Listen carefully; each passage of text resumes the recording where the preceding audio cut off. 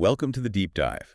Today we're jumping straight into the world of viruses, what they are, and maybe more importantly, how we talk about them effectively in English. Exactly. We've got some great resources here, really designed to make understanding viruses, well, accessible. Accessible, yeah, Yeah. like giving you the basics you need without getting too bogged down in technical stuff. Right. We want to equip you, the listener, with the confidence to, navigate conversations about health, about viruses, without feeling overwhelmed. Because it comes up a lot, doesn't it? Health news, talking to doctors, or just, figuring out why everyone at work seems to be catching something. It really does. So having that basic grasp, that vocabulary, is just increasingly useful. Okay, so let's start at the beginning. What actually is a virus? Well, in simple terms, the sources define it as a tiny infectious agent. Tiny is the key word there. Tiny, so smaller than bacteria. Oh, much smaller. And they work very differently. They're kind of like hijackers almost. They need to Right. get inside your own cells to make more copies of themselves. Huh. Hijackers? That's a vivid way to put it. So they use our own body against us, in a way. That's a good way to think about it, yeah.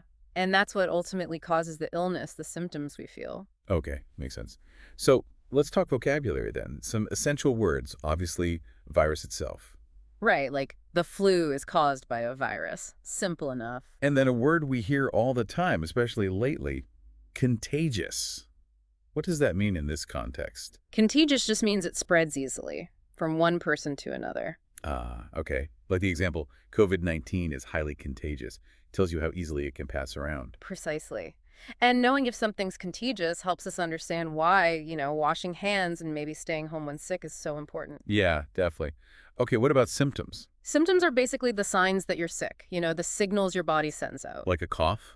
Or the fever. Exactly. The sources say common symptoms of a virus include fatigue and sore throat.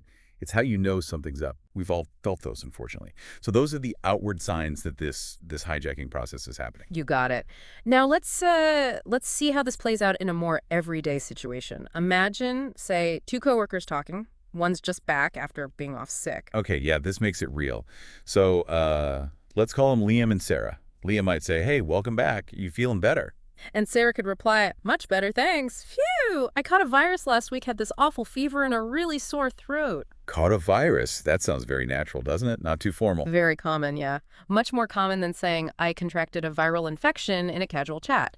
And notice she mentions her symptoms right away, fever, sore throat. Then Liam might ask, oh no, was it the flu? And Sarah clarifies, no, thankfully, just a mild virus. But wow, it was really contagious. My kids ended up getting it too. Ah, contagious again. Shows how it spreads in families, workplaces. Exactly. And it's interesting, she says, a mild virus versus the flu.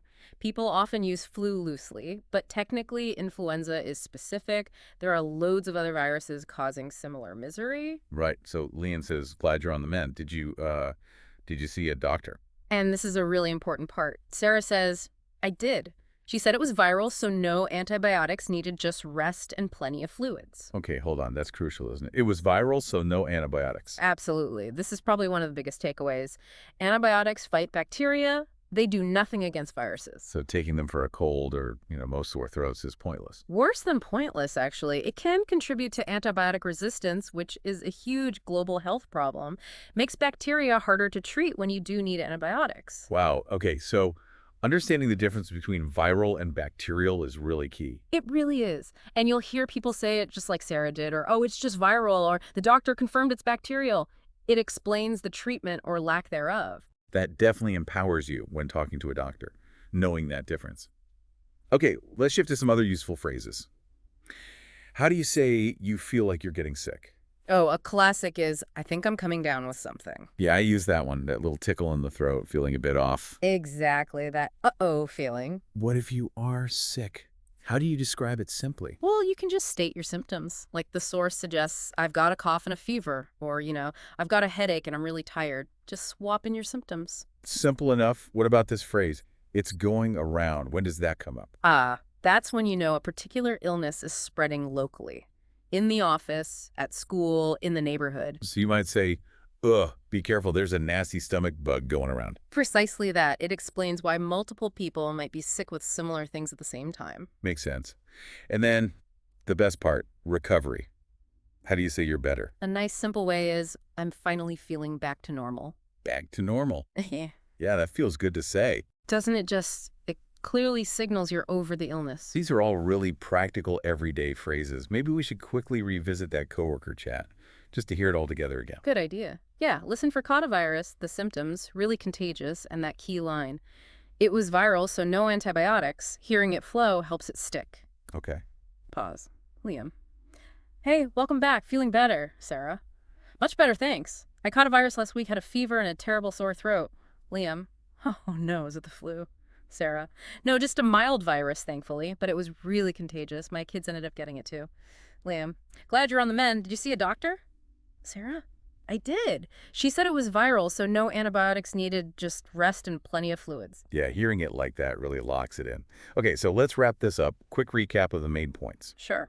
We defined a virus, that tiny infectious agent. We covered keywords.